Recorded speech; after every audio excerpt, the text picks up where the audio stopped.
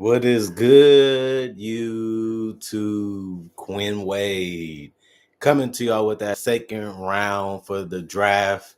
This is going to be very fun to do because you're going to get my analysis for free, like you usually do on the draft, for y'all to watch. Obviously, I'm going to tell you who should get drafted, who should get traded, who should move up, who should move down, and why. And on top of that, we're doing all 30 of them.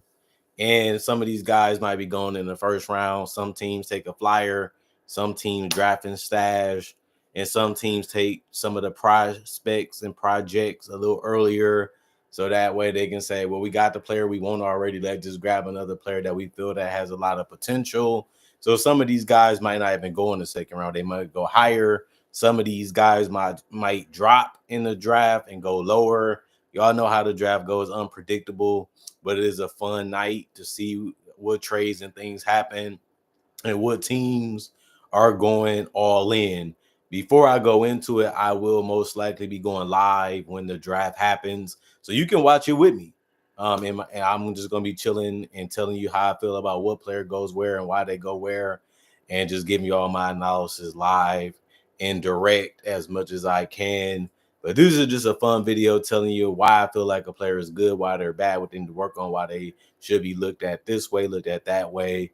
And that's all the draft is really about, guys chasing that goal of making it to the NBA, making it come true, making it happen, then trying to develop as much as they can to become the best player that they can and have the best career they can, barring injuries that can ruin your career early and take you out of longevity too. Some people, to start off the second round, some people think Walter Clayton Jr. is the best prospect that might be left. Um, if he's already off the board, which is most likely he will, we can start off with the guy out of Penn State. The Wolves might take him. They're trying to get the best talent available. Rudy Gobert is a great defender. He was all NBA again with that this year. But Nas Reed and him, somebody has to go. And if they want to keep both, what is their ceiling? We know that Rudy Gobert is older, so it does make sense for them to try to go with somebody young because Anthony Edwards is young. They try to go on the win now moves the last couple years to try to compete while still trying to stay under the tax and the apron. It's tough to do that, obviously. They made a big gamble on Rudy Gobert to see if he can take them to the next level. It got them to the conference finals 2 years in a row, but we know it doesn't have a forever thing on it. So going with a guy that has upside and potential as a run protector slash scorer, that makes a lot of sense for them. And he's going to be on a decent contract because he might be second round. But if you can get a guy that might fit and might be a good guy for you, you might as well go for it. But they also can go for a guy like Hugo. And Hugo might be the first person taken in the second round, depending on who you ask. But I'm going to go with him because this guy, um, he plays hard. He does things defensively. He figure out a niche for his game, so he knows what he's trying to do. He knows what he's going for when he's on the basketball court. That makes sense. The Celtics might pick him up. They need as much depth as they can get because some of our depth is going to be gone. So why not get guys that can contribute a little bit off the bench and still rely on our starters to give us the most while bringing the guy along slowly? Jason Tatum was bringing the along slowly. Jaylen Brown was bringing along slowly. Peyton Pritchard and these guys were too. And they ended up helping us win a championship. We know how important guys are to what we do. And I feel like if we can get one of the better prospects in the draft at 32, you do that. And I think Hugo might be the best one available. And I think the Celtics pick him up. If not, um, they can get other guys like Yon. Yon is a guy that's a center. We kind of need that because Luke Cornett might be gone. We don't know what's going to happen with Porzingis. And I don't think he's going to be able to give us something crazy right away, but he can become a potential guy for us too as a backup or as a starting center. We've been able to draft some good bigs lately. We've been able to get good bigs just because we have Al Horford also and on and on. But you do want to shore up that front line because if Tatum comes back and you still have Brown, they're going to get the bulk of the minutes. They're going to do the bulk of the damage to teams. You just want to have a great supporting cast around them as much as you can to be able to win as much as you can. And that's basically what we've been doing for the 8 years that we've been in the conference finals or in the NBA finals. The Charlotte Hornets, they just going to take a gamble. They're a team that they're trying to get as much young talent as they can, just to continue to have assets and just to continue to have potential to figure it out one day. They're not in the greatest position, but 33, you look at it like maybe I just go out there and just try to get the guy with the most upside. That makes sense because their team is so young and they're so far away from really winning that you might as well just go ahead and just get the guy that you can. The guy I would say is get the guy Mega Bassett out of Mega Bassett, the forward. He can shoot three a little bit. Um, he has to continue to develop that. He wants to shoot it, but he has to continue to develop that shot. He can do some little things, not crazy as an offensive guy. He's going to have to take some confident pills to build that up. The body got to get a little bit more ready if he's going to try to score inside. And he has a decent IQ, playing the game of basketball. I don't know if Charlotte going to go in that direction, but it's a lot of foreign-born players that's going to be available around where they're picking at here, and they don't really have to hit a home run right away because, like I said, they are far away from being a winning team, and you're just trying to get the best talent you can and the guy that can help impact your franchise the most. So, like I said, guys that might be available also that they can look at, probably even be a guy like Danny Wolf, depending on what they do with Mark Williams. He was a guy that they was trying to move. He was a guy they was trying to get rid of. So it makes a little sense to probably look at him as a guy also that you can try to get. Um, it's going to be a tough idea when you're looking at a lot of these guys in the second round, but he's a legitimate 7-footer. He actually is a guy that wants to be a scorer and a guy that feels that he can be a great offensive player in his own head. And this is an opportunity for him to show it if he does get drafted there. But I think that that's what they should be more or less looking at if they're not trying to keep Mark Williams around. Maybe you get another guy that has more potential to be a guy that can give you a lot of different things. And that will be a good pickup for them for the cheap. Plus, they also got the 34th pick, so 33 and 34. So they can go ahead and get the guy out of Mega Basket, and they can still get somebody like Joan, because he's a center also, like I said before, or Danny Wolf. And if they want to get somebody that's a forward, they can probably go with Alex because he's going to be probably available there too. He's a foreign guy. He can play off the ball a little bit. He has the ability um to how use his IQ to impact games. And like I said, they're not the best ball movement team. They're not the best orchestrated team. So it's going to be interesting to see who they do go with these back-to-back picks, or do they just trade up in the draft and snag somebody that they actually like instead of just going for a reach. Because if you're looking at a lot of guys in this area, you're reaching for something. But like I said, the Hornets, that's what they should do anyway, because they don't really have a timeline where they're actually going to be winning anytime soon, unless something dramatically changes in free agency. They might as well just try to go ahead and get with the best guy with the upside that they can bring along with the guys they already have. The Sixers at 35, they're going to be interesting because they like veterans and they're still trying to be a win now team. So, they're just going to be drafting a guy that they feel they can come in and contribute, like a Jared McCain type of guy, where we can give you the ball, we can score. But I think anybody that get drafted by the Sixers is not going to play right away. They have too much talent. They have too many guys that they feel that is going to help them now. So if you're not giving us any type of production, you're going to be buried on the bench until we feel like you can. The Sixers have done this in the past, so it wouldn't be surprised if they do it again. But based off how their roster is constructed, they don't really need to draft anybody. I would be surprised if they try to go with somebody in this range. But if they do, it might be a guy like Hunter. It might be a guy like Kobe, or even another big like Hanson Yang, because you do have to have somebody that backs up Joel Embiid, like the Yang part about it.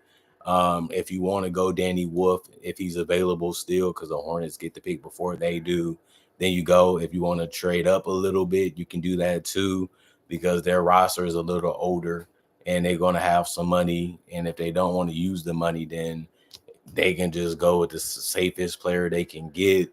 But like I said, in my personal opinion, whoever the Sixers take at 35 is not going to do much for the roster. They just going to be used as an asset or a fill-in type of guy, or for a trade, or they just going to try to find a way to get somebody that can help them now while by trading the pick. But that's only because it's so late in the draft. A lot of these guys are projects, so they're not going to really give you or do much for you. And they understand that Joel Embiid is 31 years old. We're trying to win with this guy, because once he goes down, we got to find a way to get another superstar to try to go in a different direction, because once you lose a superstar, it's hard to get another one. And if you get another one, you got to put the necessary pieces around that guy.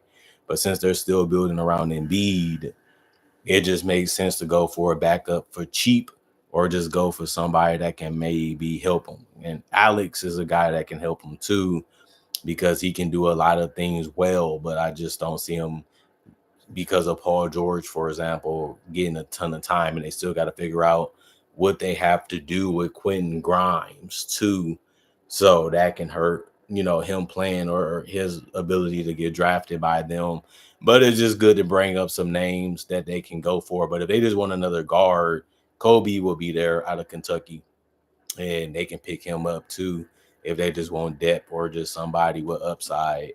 The Nets, they need a lot of talent. I think this is a good draft for them, because a lot of these guys going to need 2 to 3 years to really become something. So them at 36, they just going to go for whoever interests them the most. Hunter is a good guy there. Like I said, Jamar Watson out of Florida State would be good for them. Um, they just need guys that can come in that want to play. Do you want to play for the Nets? Do you want to be a part of this rebuild? Do you want to put in a lot of work to become the player you actually want to be? Is what the Nets are really looking for. And a lot of people say Alex might go there. Quinn, I'm not going to be surprised if he does. He's the most well-rounded player available there. But I also look at it like he might be gone because of that same reason. Most teams are not trying to duplicate their picks. They're trying to draft what they need, especially if they're a young team like the Nets or the Hornets. We drafting for need, or we drafting for fit, or we drafting to be able to get somebody that can be good in the future that we can build with, or package them to be able to get somebody that we need in the future that we can put on our roster or in our starting lineup. So the Nets, them the guys I think that they should target in that range that they're at. And the Pistons, they are a team that's going to be tough to watch, because you look at it like they use their veterans a lot. So they're not going to be around forever. So they speeded up the process and the success around Cade Cunningham, and he responded right as a franchise player by helping them get to the playoffs. Soon as they gave him some decent talent, he made really good do with it. And all you can really do here is trying to find a guy that can come in and continue in that direction. So we want a guy that can play 15 to 20 minutes, especially if somebody goes down. And I think Hunter Silas out of Wake Forest is that guy.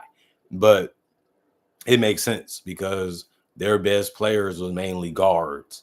And some of those guards, like I said, they're veterans, so they're not going to stick to this roster forever. So you want somebody that can come in and play now and also be good in the future.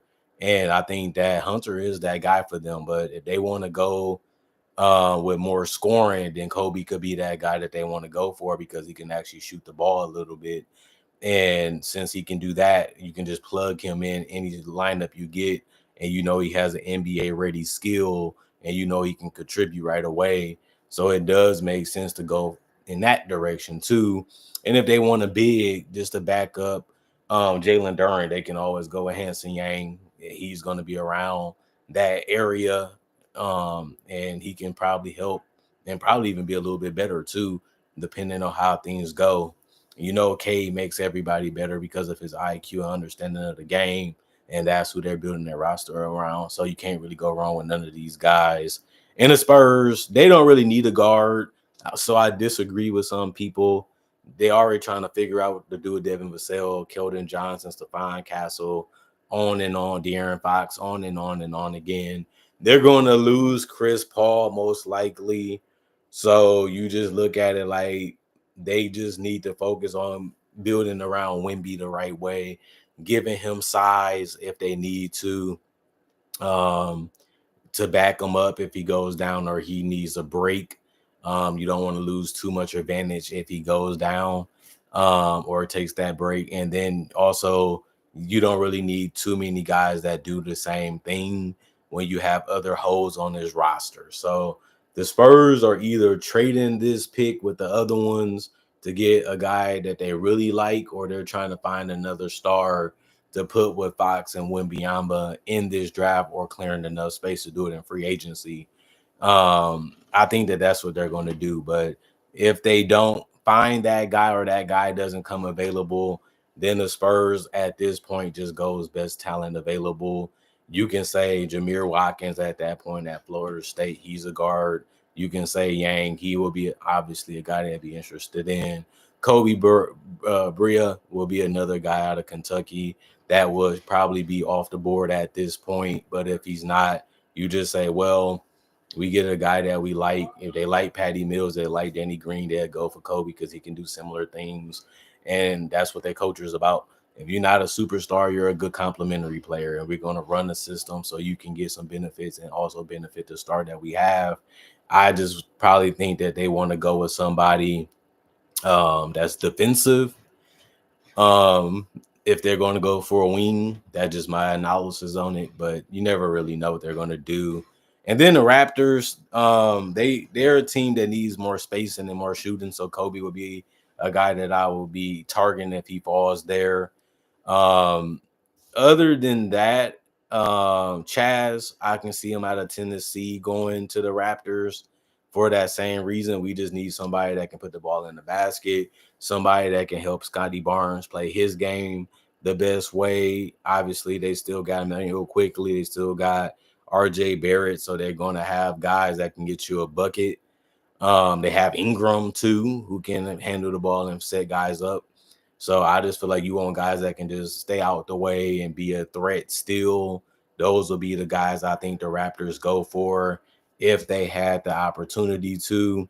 It just makes sense, honestly and truthfully, that it should be that way. Other than that, the Wizards, they pick at 40. Um, they need a lot of talent, honestly.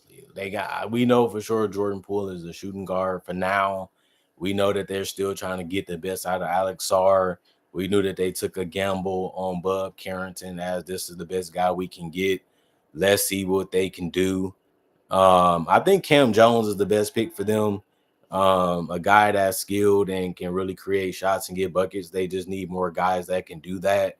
I know people going to say they got a lot of guys that's trying to become that, but you still got to look at it like if you can't trade for a guy and you can't sign the guy, you better off just picking the best player you can get anyway, because you just going to consolidate the guys anyway. It's like this guy is this. We know that for sure because we're seeing it in practice and we're seeing it on the court. If we can draft somebody that's better, we'll just find a way to make one a backup and one a starter and continue to go forward. So you still want to go with the best guy you can get. Even if it's a guy like Chaz. Well, this guy is still learning how to score. This guy can come in and do it right away. That guy can be a 6 or a 7 man while you still trying to build somebody confidence up and build them up as a player. or that guy can show you that that guy is more expendable, and since he's still a decent asset, maybe we just use him in a different way.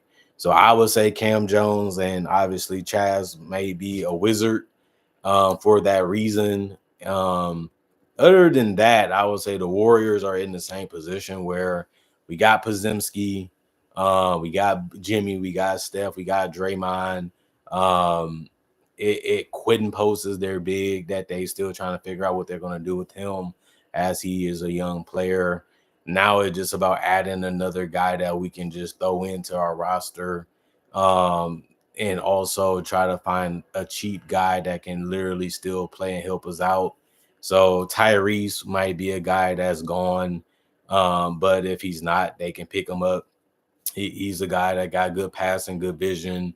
Um, he has good upside, and I think that that's the type of guy that they might want at that 41st pick. That's good value for where you're drafting him at. Plus, like I said, he can be more of a two-way player, and he can be a guy that already fits what they're trying to do. So I feel like maybe they need another triple threat type of guy that can hurt you in multiple ways and use his size to do it. They had guys like Sean Livingston and Leandro Barbosa and Andre Iguodala, so it made a little bit of sense that they might go with a guy with the most upside there. But that's just my analysis on it. Sacramento Kings, they got a lot of talent. They just don't have enough defense, and that's the hard part. And the thing about it is, if Tyrese is gone, you kind of just got to go with scoring, um, just because that might be all that you have left. But if you want to go with somebody that might be in that range still, Cam Jones or Peyton Sanford might still be on the board. Maybe you go there, somebody that can space the floor, somebody that can play off the ball, or guys that can do a little bit of both. And if Tyrese is there, you ain't losing any of those things, but he has the much size.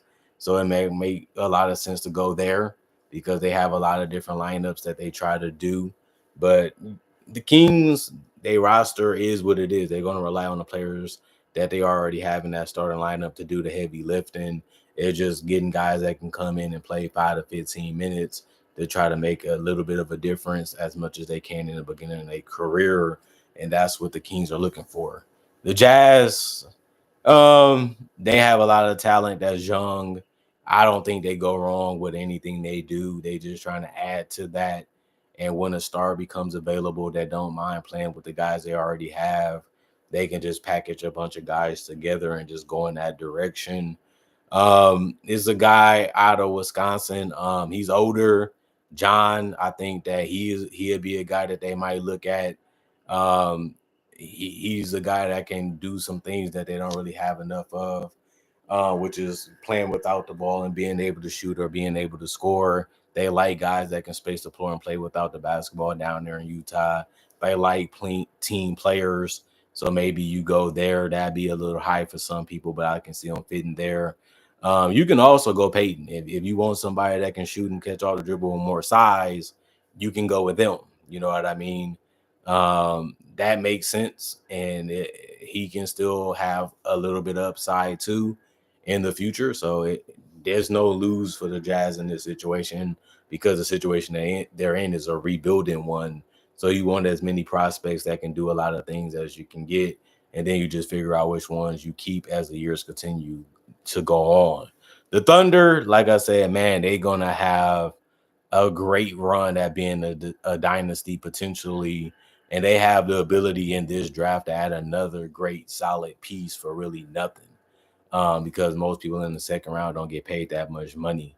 But um, I kind of like Peyton there if he's still available. Like I said before, having the ability to score, having the ability to hit shots, and having the ability to stay out the way and still being a threat on the court and being able to pass the ball. And he just needs to play with a little bit more spunk and a little bit more effort. Then I think that he'll fit right into that culture and fit right into what they're trying to do. I think that that's the ideal pick. You just don't know who's going to be there. And if you're the Thunder, you're not really caring because you already have your rotation already figured out. And they're not going to do too much changing, I think, if they win the championship. but adding another guy that can be there for another 2 to 3 years and still help you when he's out on the court just makes the most sense. Um, the Bulls, they're in a situation where um, they just need more defense. That's just my personal opinion. They just need a little bit more defense.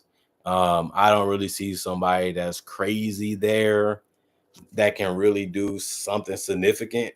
Maybe Sion James out of Duke. He's a guard because it's going to be hard to keep this young group together. Because do you really want to pay for a roster that may be a playoff team and that's it? That's their upside, is being a play-in team or a playoff team, but no real chance to win. So at this point, you just trying to add as much depth as you can to get more assets as you can to be able to trade for a star, to be able to trade in up the draft to get somebody you really want. I think the Bulls try to make that decision. I don't really think it matters who they draft because they're just looking at it as a guy that can get them to where they're really trying to get to, which is another ability to get a star player or a superstar player if that comes available. So I don't really think you're going to find a guy like that at 45, but since you can't really guarantee that you'll have what you need, you might as well just build up the roster and try to, you know, fill it as best as you can. So, that's how I would feel about the Bulls. The Magic, they continuing to just need guys that can score. Sion James may be there. He's a guy that he if he continues to put in the work, he might be a guy that can really help them. If not, they can always go with guys that still left on the board that we may think can fall or go higher. If not, I think that Ryan Nembhard can be good. He's a guy that has a lot of upside. That's probably what they need too. But if not, they can just go with the safest pick that they can go for because they already know their starters.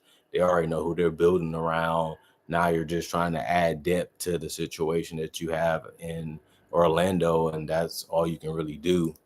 The Milwaukee Bucks, they might get Elijah Martin out of Florida. He plays hard. He does what he can, and that's what they need is effort guys that can go in and do the impossible or just keep the energy going or keep the lead when they have it. We don't know what's going to happen with Giannis anymore. Is he going to stay? Is he going to be gone? This can look totally different because they might get picks in this draft. We don't really know what the Bucks really can or should do until they figure out what they're going to do with Giannis Antetokounmpo. He's a top 5 player in this world, so that changes a lot. That makes you think a lot differently. And even when you drafting somebody, you don't really know how they're going to fit and what they're going to do at the highest level, which is the NBA level, was the purpose of this draft. So the Bucks is always going to be a team that you just got to wait and see. You know what I'm saying? You just take the best pick you can get. And I feel like it's going to be Elijah Martin out of Florida. You can go Javon Small too, but I don't really think that that's the direction they should go in. I think the best pick probably for them is Ryan Nembhard, but I just don't know with that Giannis situation if it's going to matter because a lot of these guys are not going to play too many minutes or get that many opportunities right away. That's going to be left on this board of mine. The Grizzlies, they just need another guy that can come in and help or come in and be ready because they already have everything figured out when it comes to guys that can play. You just need Jalen Wells to be healthy. Obviously, Edey came in and been a starter too. Desmond Bane and Jaren Jackson ain't going nowhere, it seems like.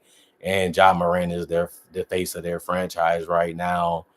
Maybe you go for a backup, but you do like Scottie Pippen Jr. Maybe you just try to find a way to get guys that can play 5 to 15 minutes, and that's it. So Javon Small could be good. Johnny out of Auburn can be a guy that can give them something too. You're not really looking for anything crazy. You're just looking for getting the best talent that you can get in the position that you're at. And if the guy fits, he fits. If he doesn't, you find a way to package something together and move off of them like they've been doing. I feel like the Grizzlies front office has been one of the best. There's nothing really to criticize them on. There's nothing that they really need right now. And at this position, it doesn't really matter too much because you're drafting a sure thing or a project. And like I said, Javon Small or Johnny might be the best players they can get. If you want somebody that's even higher, you might get Elijah Martin out of Florida still. And that can probably be a difference maker for you in the future. But you're not going to care too much because all your best players are not even 30.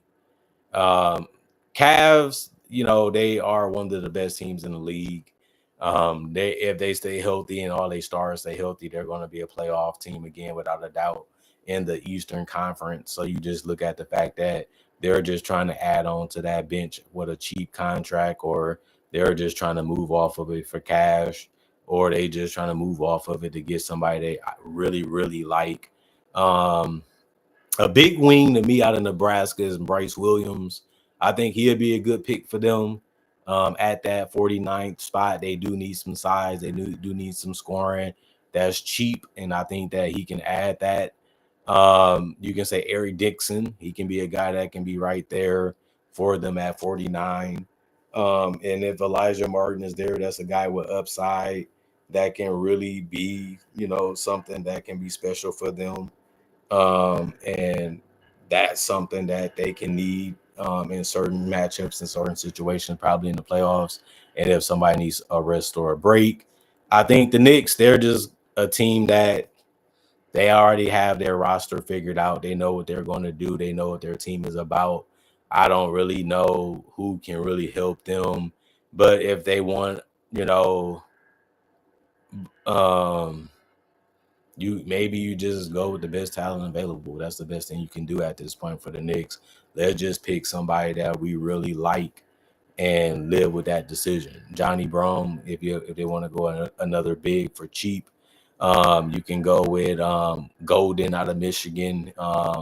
He's another big that they can go for because injuries, concerns, or foul trouble or free throw shooting can be something that can be a turn off for the bigs you already have. Like I say, you can still go Bryce Williams if you want to guard.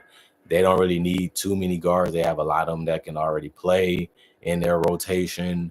So the Knicks, they're just going to take best talent available also, or they're just going to get rid of the pick for cash. The Clippers, I think I think they draft a guard. Bryce Williams, Eric Dixon. Those are the two guys. That's probably the best guards that's available right there. You can go RJ Lewis if you want a guy that can possibly have upside that you don't really care if you get or not, because you still have Kawhi Leonard and James Harden and Norman Powell doing the bulk of the scoring and the bulk of the facilitating and the bulk of what they're going to be. So you just add in another guy that can continue that when they go to the bench. The Suns, we don't really know how their roster going to look. Some people think Devin Booker might be gone. If he's not gone, some people for sure that Kevin Durant is gone. They got to hold on to Bradley Beal. So Eric Dixon can be good for them because he's a strong guy that fights. He has potential to be a high upside guy, especially at that pick at 52.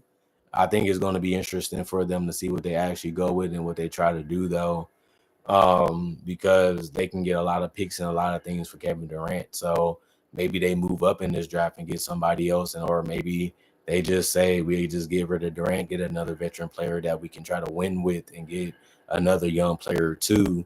But the clock on Devin Booker is running thin because he's getting closer to 30.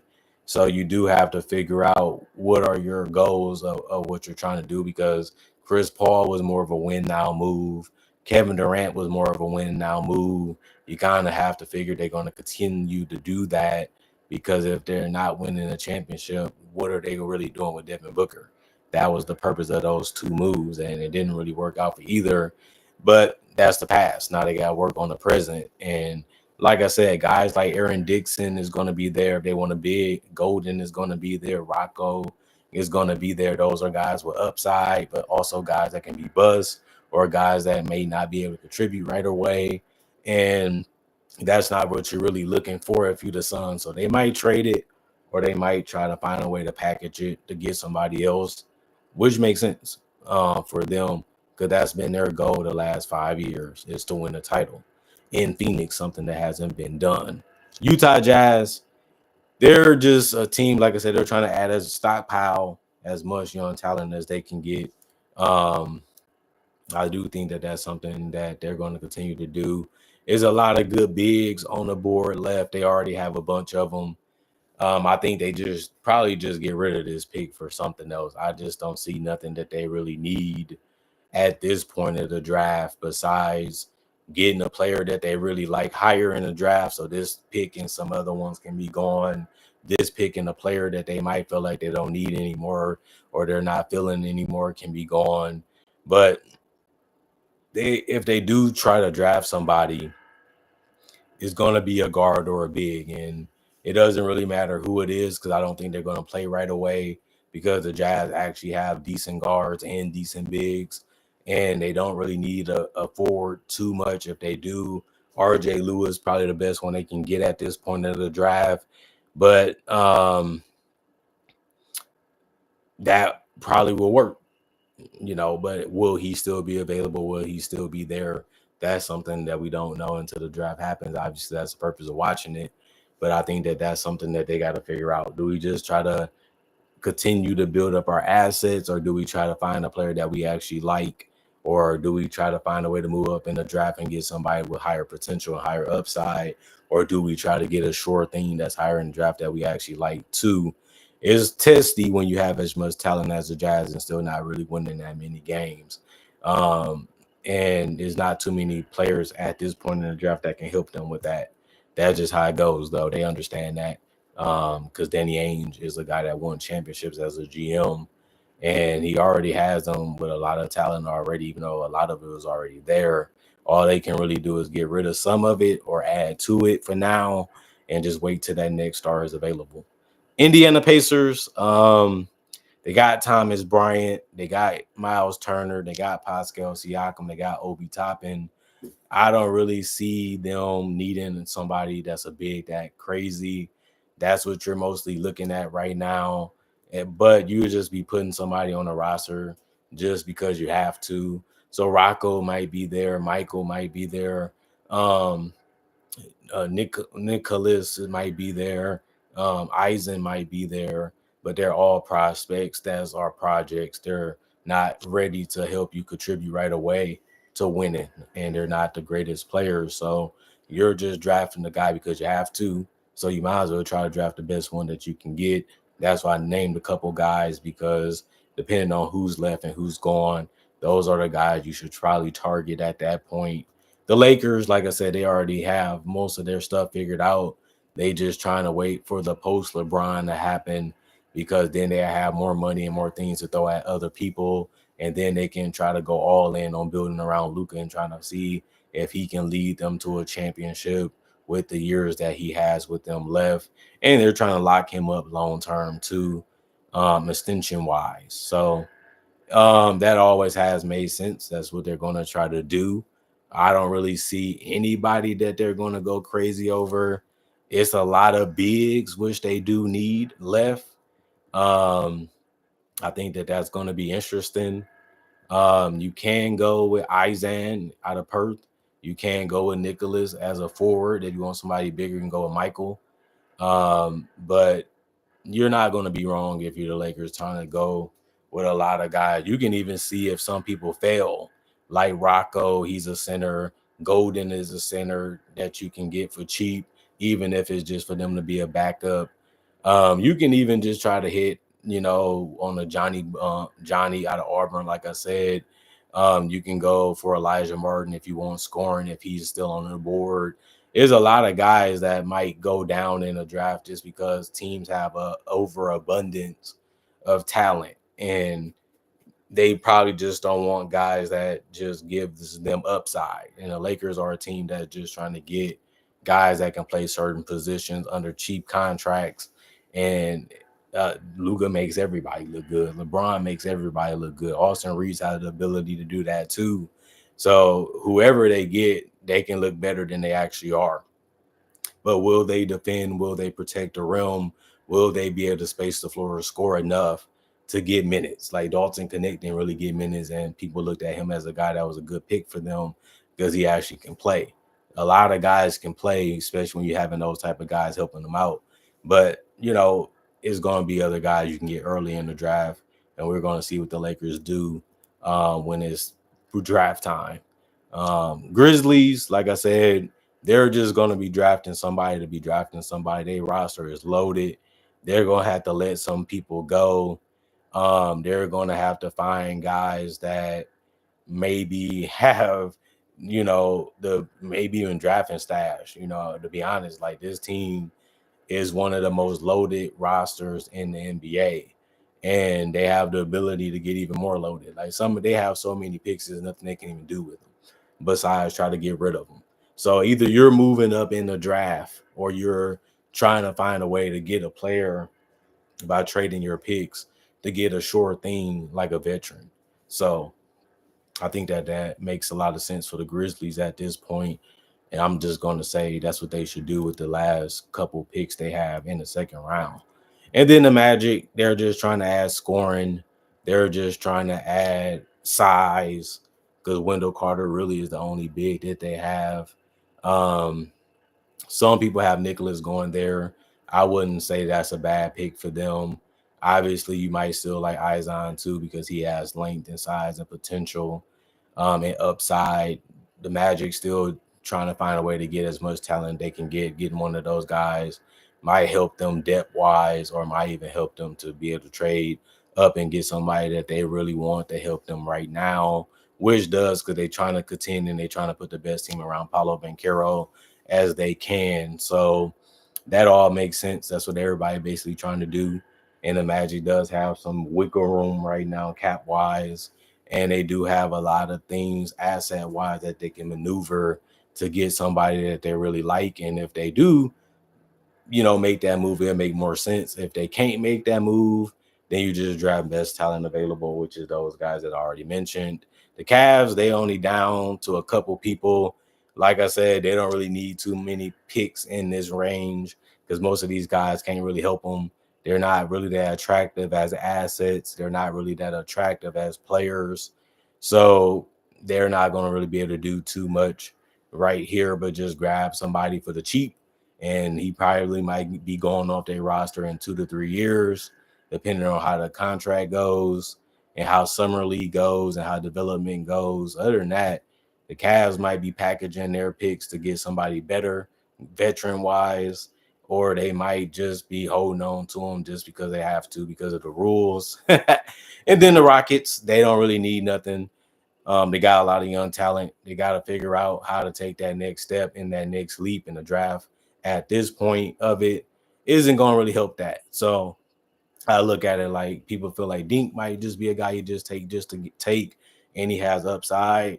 I'm not going to disagree with it, but I'm going to say it's not going to really do too much for them because they know what their team is and they will know what their team is already about, and that already makes sense. So that's the end of it. Second round. Hope you guys enjoyed it. Hope you guys liked it. It was fun making it. It was fun enjoying looking at a lot of these guys and seeing that their goal is going to come true, that they're going to possibly play in the NBA and have a chance to make some good money and make a good living and probably make a good legacy. People aren't really crazy over the second round because a lot of these players aren't that good or they might not be that good. But we done seen some Hall of Famers come out of the second round. We done seen some of the greatest players come out of the second round. You have to put in a lot of work. You have to be very devoted to this game if you want to figure out how to stay in the league and still be a great player or become one, because most of these guys are starting all the way at the bottom, even when it comes to respect. And they got to show how many things they have to do just to become the player that they feel like they want to be. And you have to make people believe in you. You have to make people notice you. You have to strive for yourself, because if you're in it for the numbers and you're in it for the pay and you're in it for the longevity, a lot of guys, even on your team, is going to be against you because they want it too, and they're going to try to get it too. So, selfishly, you do have to put yourself first, and you do have to think about the team when you're on the court. and when you're trying to make a name for yourself. But you just have to be careful, settling into a role, because that can be your identity in the league. And sometimes players have to learn that the hard way, that this is how we see you, this is what we think about you, this is how we want to see you play, because this is what they did. And then you get molded into a guy that you thought that you didn't want to be, or you maybe didn't want to be. That's the toughest part about the second round, is people not really high on you, people not really feeling you, people don't think you're as good as you may think. And if you're not putting in a lot of work and you're not giving it your all, you're just going to prove them right. So all second round picks, you have to be always determined to prove people wrong, and you also have to be determined to be a little delusional that you're great and better than what people think you are. And that's the mentality that you have to have if you want to be successful in these positions in the draft, because most people are going to say, hey, I'm trying to trade that pick, I'm trying to get rid of that guy, I didn't really like, he didn't do this, he don't do that. Most of these guys have so many knocks on their game, or they looking at you, well, he has the potential because of his body, he has the potential because of his size, and that's it. They don't see the skill, they don't see all the things that you really can do on the basketball court, because you're raw, and you're still figuring out how to play this game the right way. You're still trying to figure out how to play your role the right way. And sometimes that can be really tough for a lot of these guys that get drafted this low, because you have a lot of experience and a lot of IQ and a lot of knowledge that you have to gain if you want to be known as a better player. Now, it's possible, it can happen, but you got to do your part to make sure you're changing the way people think, you're changing the way people function when you're around them and when you're playing the game of basketball, because that's what you need to do if you want to be known as one of the better players in this league. And you also want to look at it like, man, it's a lot of people that got took before me. What do I have to do to be able to be higher in the draft? That was the purpose of the combine, to prove people wrong, to show people things, and to improve your you know livelihood around people. And I mean, people think about you this way, now you can show them this, now you can show them that. So you got to take summer league very serious, you got to take preseason very serious, you got to take your practicing, your scrimmages very serious, because this is your livelihood, this is your goal, this is what you want to do with your life, and nobody can do it for you but yourself. You got this far, you don't want to fall off, you don't want to give it up, you don't want to let it go. Especially if you really love the game and love playing it, and you feel like you're one of the best in the world, which getting drafted is proven that. But you want to continue with that same mentality and put more work in, so you can be remembered as a great player in this draft, and be remembered for the right reason. Because like I tell a lot of people, it usually only be 10 to 15 people that make it. Like 60 people or 59 people might be drafted, but usually 10 or 15 of them playing 10 years. 10 or 15 of them may be an all-star, not in one draft, just in general, out of all the drafts. That's how hard it is to be great. That's how hard it is to be dominant. That's how hard it is to break that mold and show that you better than what people thought you were and think that you will be.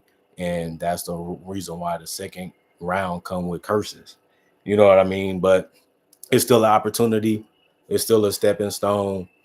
It's still something that is a blessing, obviously, and you got to take it with a grain of salt too, because you have done a lot or you haven't done enough, and you still have an opportunity to get things done and make things happen.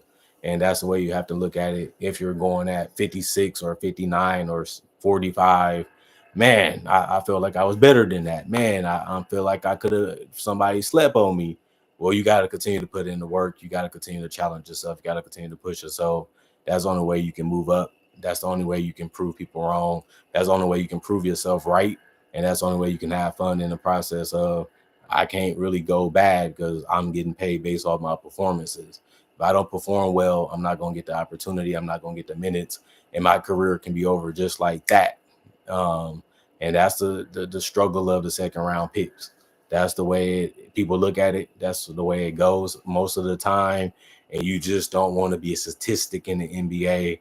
And that's all I can say to motivate the class of 2025 that's going to be getting drafted in a couple weeks. It's hard, it's tough, it never ends, it seems like, but you just gotta keep grinding and keep doing the best you can and live with the result and do the best you can also. Other than that, comment, like, subscribe, share, hit the notification bell for more analysis. And if you're new to the channel, I do conversation videos just like this and various NBA-only topics. Also do breakdowns with real footage of legends, current legends, rookie, and also future stars. Also do mock draft and draft coverage too. So if you love that type of stuff, I got over 3,000 plus videos already on my channel that you can watch and you can enjoy. Plus, on top of that, I also do breakdowns with real footage, like I said before, and also do videos each and every day that I'm living. So it always gives you something to watch and something to enjoy if you love basketball content. Other than that, I hope you guys enjoyed your day. The weekend grind is almost here. Weekend Warriors, I'm still with y'all. I'm gonna be working this weekend just like y'all. And on top of that, continue to put some time in for me. I need y'all to continue to watch, continue to check out my channel, continue to stay subscribed, and continue to really appreciate the content that I continue to make. And I appreciate and love y'all for that. Other than that, if y'all ain't got no questions and y'all ain't got nothing to really say, all I can say is thank y'all for watching. Thank y'all for coming back. Thank y'all for enjoying the content that I make. Hopefully you guys enjoyed y'all weekday grind, and hope y'all get some rest, some leisure, and also some fun in there this weekend if you're off. And hopefully if y'all grinding with school, things going y'all way and y'all having fun with that too. Other than that, I ain't got much to tell y'all. If you ain't got nothing to say, you ain't got nothing to comment on, I'm just going to end the video there. Y'all stay blessed up. Y'all stay happy. Y'all have as much joy as y'all can. And like I said, man, the draft is one of the best things. People put in so much work to be in these positions, and it just seems like it's never ending. And then you realize you got to put in more work and you have to do more things to get further and to do more and get more out of this game. And it just never seems like it ends. And it does have a good effect on you, or it can wear on you, because you're going to say, man, I did this, and I did this, and these people still feel this way. These people still thinking this about me. These people still ain't believing in me. And you still got that thoughts in your head, and you still want to fight and show these people that I ain't what y'all think I am. I can really do what I say I can do. I'm really proving what I want to prove. I got to just make these doubters into believers. So the second round, man, it comes with some people already saying that you wasn't that great, or you ain't that good, or you can't really do this, you can't really do that. You should be doing this, you should be doing that. You need to work on it, you need to work on that. And like I said, a lot of these people look at it like you got the size, you got the body, you have the athleticism, and that's the reason why you're in this position, because that's basically above average for most humans. And since you're one of the very few people that have that type of body, you need to develop the handles, you need to develop the skills with it to become one of the better players in the league. But we're mainly drafting you for potential, and we mainly drafting you for upside, or we mainly drafting you because of your physical tools. They just say, Quinn, they can't teach height, they can't teach length. It's either you have it or you don't. So we're just going to try to figure out how to win with you. And some coaches will feel that way, and some coaches are going to say, if you can't do this, that, and other, you sit in the bench. Once your contract is over, you off this team, and you just out to fend for yourself and out to survive for yourself, because it's a business. That's the ugly side of it, and that's a problem that a lot of people have. But they always going to look at it like, we've replaced somebody with you, we can replace you with somebody else. And that's something that happens a whole lot more than people think, especially with players in the second round. Other than that, thanks for watching. I'm gone for now. See you guys later. Peace out.